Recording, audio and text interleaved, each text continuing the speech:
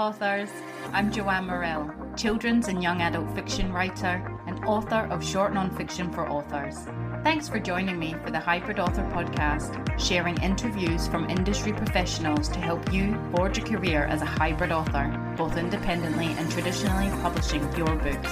You can get the show notes for each episode and sign up for your free author pass over at the Hybrid Author website to discover your writing process, get tips on how to publish productively, and get comfortable promoting your books at www.hybridauthor.com.au. Let's crack on with the episode.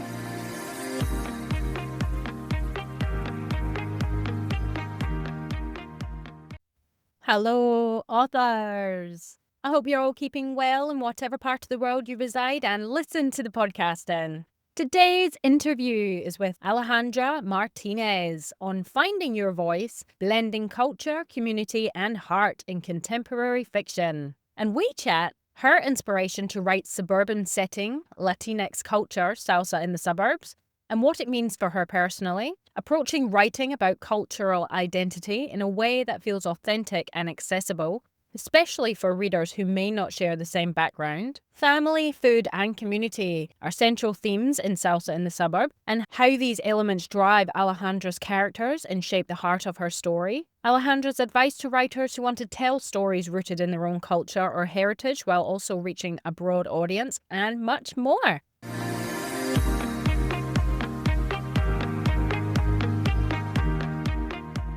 So my author adventure this week, so I am a bit nervous about the whole process, but it was fine last time. I had it 2 years ago, and the only side effects I had was that night I was really shivery, like flu-like symptoms, and it was only for that evening. And then the next day I was absolutely fine and constant energy for 2 years, clearly. It's so common though, absolutely so common. Everybody I've spoken to, some people are yearly for iron infusions. Some people are giving their children iron tablets to get their iron back up. The lady who actually took the blood, she was talking about her child. It's so common. And my daughter also was a bit low in iron at one point as well. So yeah, very, very common for losing stuff. So, I have been freestyle writing, which it was like a sentence kind of come to me, like a prologue or something the other day. And rather than make sense of what project it could be for or what the story was for, in terms of where it would sit in my business plan or just in any kind of professional capacity, I just thought about it, wrote it down, and I'm actually just going to freestyle where it takes me, if it takes me anywhere. Or it was literally just a sentence to write it out for that thought for the day, because I started out writing as someone who was imaginative and inspired by things and ideas, and it's not the best way to write, I think, when you're trying to finish a work quickly or whatnot, but it certainly was a freeing way to work. Just the fly by the seat of your pants, discovery writers, people call it, not plotting, just seeing where it takes you. But it also takes a long time to write like that. I just feel like with this, like that free flow writing, and I know a lot of people do that as a practice. They sit down and they do morning pages where they just scribble out stuff, and there's all sorts of things like that. I don't even want to set up a practice like that or anything. I just want to free flow ideas or things that sort of come to me, make them freeing. They don't have to be part of this business. Like, just enjoy the process of it, because I feel like I'm really missing that. Like, I'm missing writing in general. If you're listening to the podcast weekly, you know that I'm trying to carve out more time to write. They're not bad processes, but when I sit down to work, I immediately go to podcast stuff or admin, and then it takes a lot of the day. So in my little schedule timetable, writing is scheduled in there first, but I'm not doing that first because I am now in a habit where podcasts come first and all the people I need to respond to with like my emails and things are flying out as well. You can create habits, they're not hard to do. It's just hard to keep them going. They say that you create a habit in 30 days. There's been habits that I've had in the past that I've broken, and some habits that I would like to still break, but yeah. So I'm looking forward to having some fun, just playing with things that are coming to mind and seeing what happens, really, from a non-professional writing place. From a professional writing place, I still haven't quite made my mind up on what I want to be doing. I think in a business sense, it makes more sense to finish the formats of the writer, the hairdresser, and the nurse and move on to the second book in that series. But that young adult fiction book still calls to me. I was talking in one of the episodes last week about writing a couple of pages, like a short story, telling myself the story of that, because there's lots of plot holes and things to work out. And then, you go back into the actual work and you show to others rather than you tell yourself the story, show to others. And I did do that. And it felt like it was just the same stuff that was sort of coming out, though, not really solving anything. So I hope everybody who's listening's writing is going well. And if not, then, I can concur. It's tough sometimes. I feel like I don't want to force myself to have to write. I really don't. I want to go back because I love it dearly and I enjoy it. I'm missing it, but I'm missing how I felt about it in the beginning, which was the fun, the art, the joy of it, just for no gain at all. Just that I had an idea and that I was going to turn it into a book. And I proceeded to do so for the next year. And then I went to send it to a couple of publishers and I moved on to the next story. And I was excited in that sense. And it wasn't about, it was a little bit about getting it out there, but also it wasn't as well. I'm writing for me. How hybrid are you? So I'm putting together a hybrid author checklist, which will become available as part of my free author pass. So the author pass that I offer on my website, which is to sign up for, you get like a PDF document of this free author pass, which sort of defines hybrid authorship. And this needs to be updated. So I created this probably about 4 years ago, and it's really just a rundown of expertise from the traditional and self-publishing side, writing routines, all things like that. But certainly since that the podcast has been running and the term hybrid author has been coined off into so many different directions, and now we're really deep diving into what it does mean to be a hybrid author. I need to update this document for sure, and that'll go out to the mailing list that have already got it as a new updated PDF type thing. A checklist is going to be included, which will be, it will cover things like publishing options, revenue streams, creative expansion, platform and marketing, rights and licensing, and career development. So all ways that you can be more hybrid in your hybrid author career.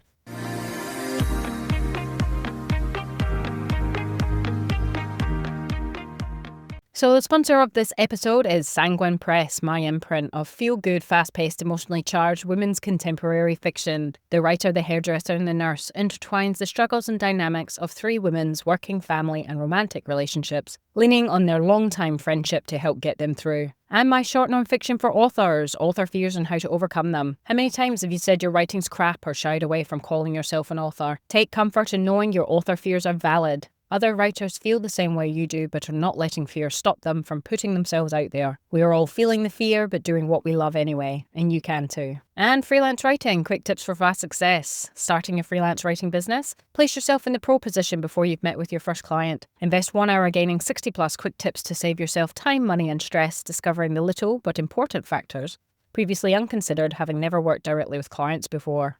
Books come in ebook, print, and some audio and range from $10, $15 to $28 each.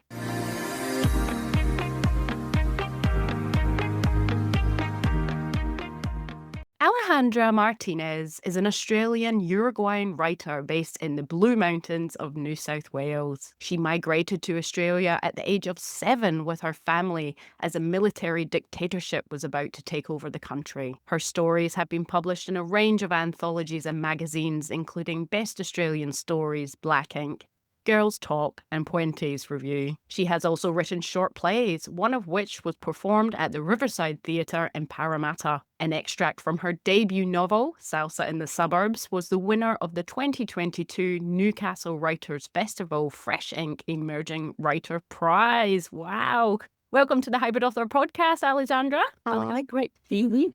We're so excited to have you and to chat about your new book. Can you tell us how you came to be a writer? I guess I've always been into writing ever since I was even at school. I used to do little novels at school, and I was always writing short stories. I always like to write stories about people that are marginalised, stories you don't often hear, like working class migrants, older people, so people that don't often get a look in literature. And then, for example, I might just see something and then it might spark a story. So it's a way, I guess it's a way also of processing the world and giving it meaning. A long time ago, I wrote a story called The President's Bodyguard, and that was sparked by going to a cafe, and the waiter told us he had been a bodyguard for the president in Lebanon. So that sparked a whole story about how he got there, why we were there, and a whole range of, different issues around the atmosphere of the cafe. Yeah. So I guess being a writer is seeing an idea, putting it into words, processing what happens in the world, and telling stories for people to enjoy. I love that, and I can connect with that. And I do feel, writing,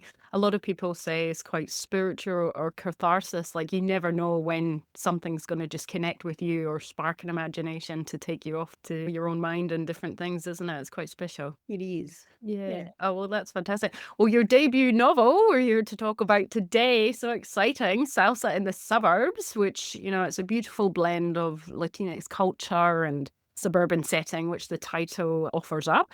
So what inspired you to write this story, and, what's the personal meaning it holds for yourself? Okay, this was another thing that sparked an idea from something that happened a while back. A friend whose Indian background, mother died, and her father, and I think it was late 60s, early 70s, started dating again, and it was a real shock for the family.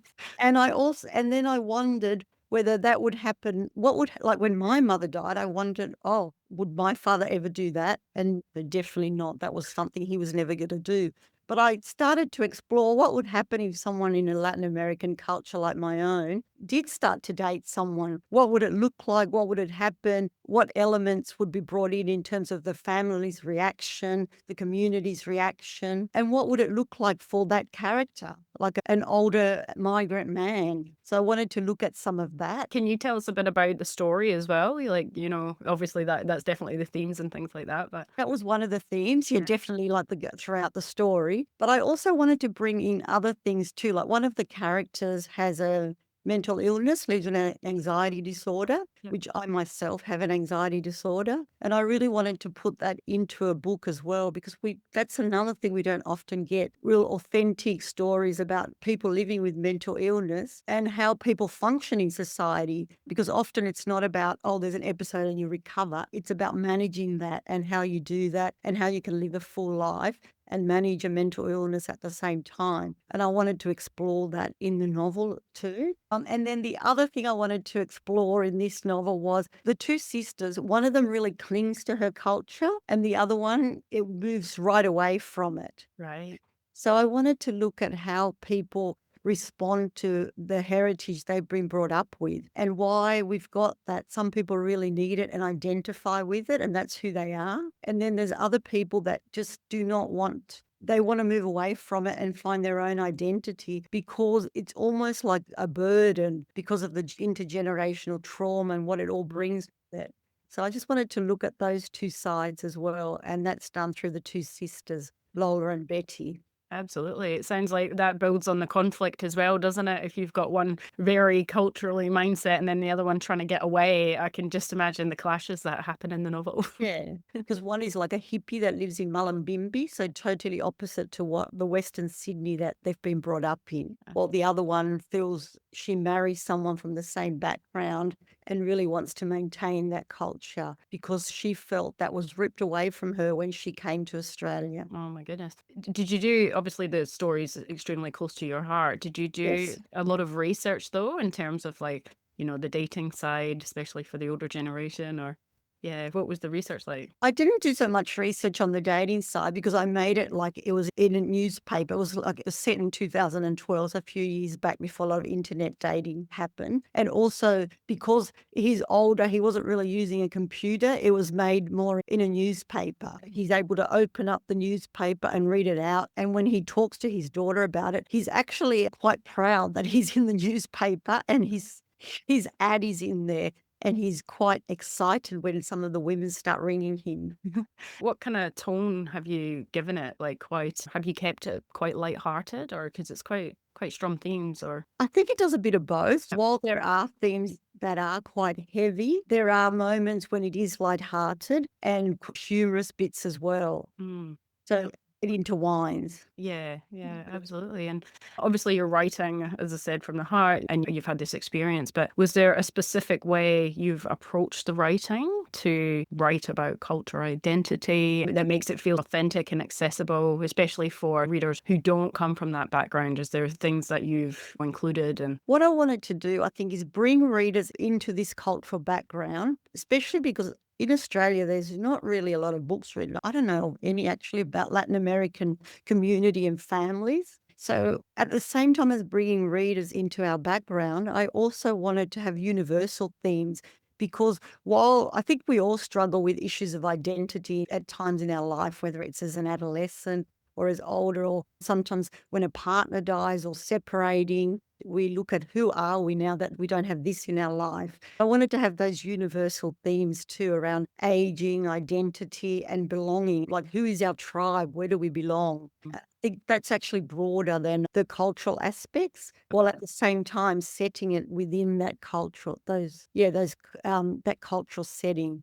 I think it gives readers can feel that they can identify at the same time as finding out about a different cultural background. I like that. It sounds like you've sort of subtly weaved it in there, which is nice. Absolutely, definitely. I feel universal themes everybody can connect with and things.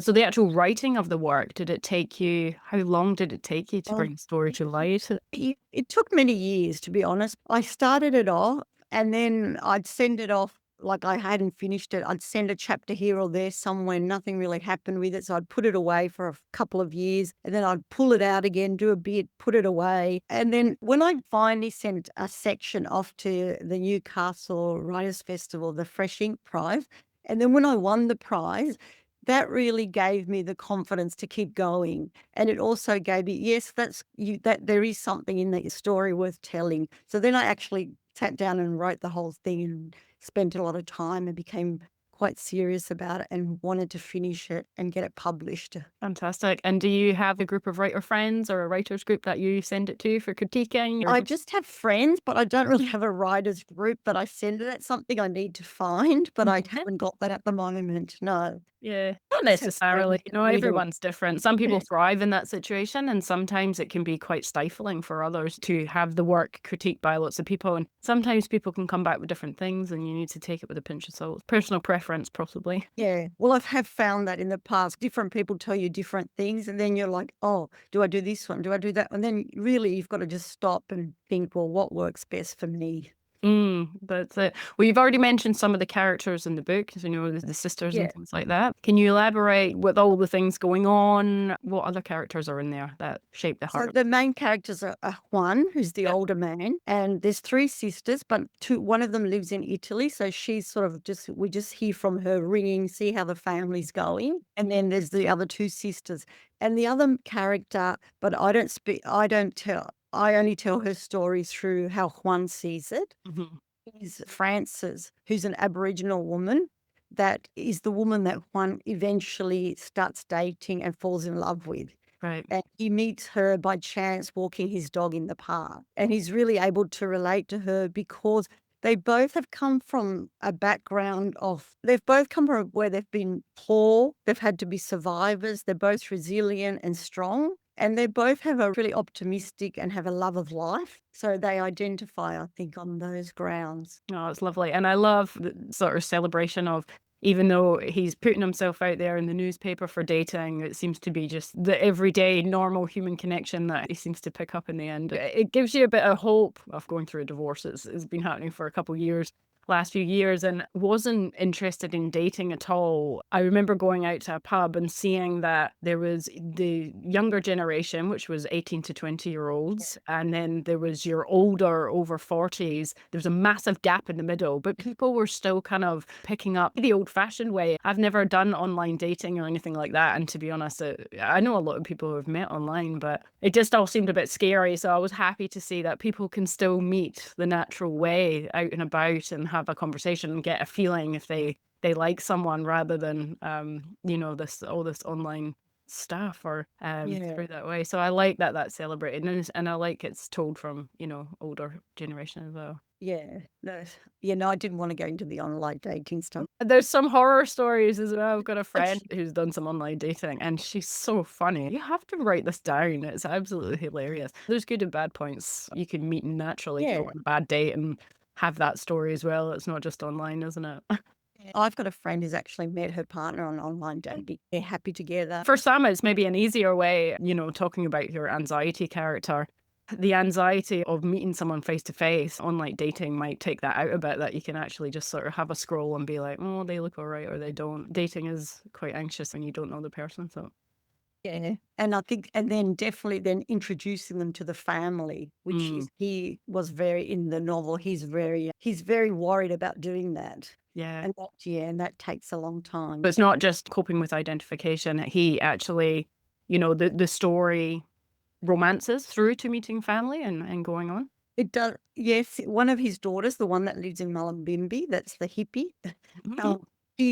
They're on a road trip. He and Frances are on a road trip, and they stop at her house. And then that's a real shock for the daughter. She just cannot cope with Frances. She does not understand why her father's with this woman. Yeah. It's not the woman that they expected when they put the ad in the paper. They expected a Latin American woman who'd be similar to him. That's not what happened. And then the other daughter, she actually ends up agreeing to go to Frances's house for dinner and meets her properly and gets to understand and see how they relate and what the connection is there. So she's a lot more accepting. Yeah. Because she's been able to, probably she's gone through a lot herself, and he's able to see things more, he's able to be more accepting of what her father's going through. Yeah. Oh, no, that's amazing. And it's hard enough bringing someone home, isn't it? But then when you've got all those other elements added on. That's So how have you found, how's the publishing, adventure been for you, and marketing the book and things? How have you found that aspect? Yes, that's very daunting, but exciting at the same time. So I had the launch on the weekend, and that was amazing. That was really lovely to have so much support at the launch and people buying the book. And so that was great. And now the next step is promoting it online, at events, doing some reading, hopefully at writers' festivals. We'll see how it goes from here. Amazing. And do you feel quite natural to go out there and promote it as an author? Had a bit of author feelings or anything around it? It's something I feel like I'm happy with the book, and I want people to read the book, but the speaking is something I've got to work on. No, you're a natural. I think that's something that, needs to, I mean, I think the book speaks for itself. There's a lot of themes in there that people will relate to. Absolutely. No, it sounds fantastic. And you've shared so much already. But do you have any advice to give to writers who want to tell their own stories, or tell stories rooted in culture or heritage, or things that have sparked imagination for them to reach a broader audience? I think it's really important to tell stories of different cultural backgrounds, because we live in a multicultural society, and it's good to see the diverse stories in our literature. We want to see those stories. But I think it's really important when you bring people into a different cultural background to have those universal themes too, because you want people to relate to the characters on various levels. So if it's not on a cultural level, they might be relating on a different level, or because of different aspects of the character. So I think whenever you're writing, it's important to try and incorporate some of those universal themes that affect all of us. That's great. And what about, it's always a question that comes up, but say, for example, like myself wanting to write a character from your background, do you encourage people to write different backgrounds if they're not firsthand telling it? I think for something like that, you would need to do a bit of research. I think you'd want to be speaking to people who are from that background and find out a little bit more. It depends what type of character you want to write. Are they going to be a main character, secondary character? I guess it depends on the depth of the character. Yeah. And then you'd want to really do your research if you're looking at a culture from a different background, which is why I didn't want to go into the character, the Aboriginal character, in my book either. I wanted to have it from the viewpoint of my characters, how they see what's happening Australia as well, and what happened to Aboriginal people through colonisation. Yep. That makes absolute sense. And that's wonderful advice. Thank you so much. And I know that our listeners are dying to know where they can purchase the book on and offline.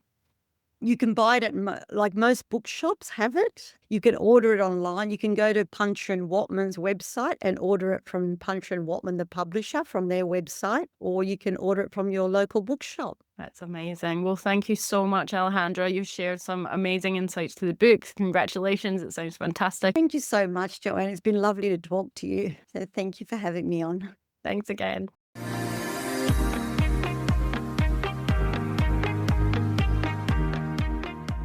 So there you have it, folks, the truly inspiring Alejandra Martinez. Next time on the Hybrid Author podcast, we have Dimitri Kakmi on resurrecting the past, writing Gothic fiction for modern readers. Dimitri Kakmi was born to Greek parents in Turkey. He is the author of the Dictionary of Gadfly under the pseudonym of the Suzzled Scribbler, The Door and Other Uncanny Tales, Motherland, and When We Were Young as editor. Motherland was shortlisted for the New South Wales Premier's Literary Awards in 2008 and is published in England and Turkey. His short story, The Boy by the Gate, was first published in England in the New Gothic and reprinted in Australia in the year's Best Fantasy and Horror 2013. Haunting Matilda was published in the horror anthology Cthulhu, Deep Down Under, and shortlisted by Best Fantasy Novella in the Aurelius Awards 2015. His essays and short stories appear in various Australian and overseas anthologies. Dimitri has more than 30 years' experience in various aspects of publishing, including editing, lecturing, teaching, and mentoring. For 15 years, he worked as a senior editor at Penguin Books. As well, he was secretary and fiction and non-fiction co-editor of the online literary journal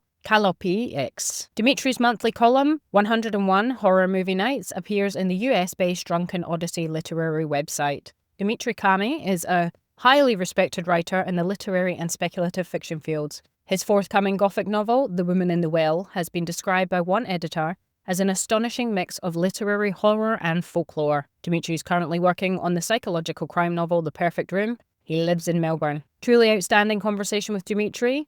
I wish you well in your author adventure this next week. That's it from me. Bye for now. That's the end for now, authors. I hope you are further forward in your author adventure after listening, and I hope you'll listen next time. Remember to head on over to the Hybrid Author website at www.hybridauthor.com.au to get your free author pass. It's bye for now.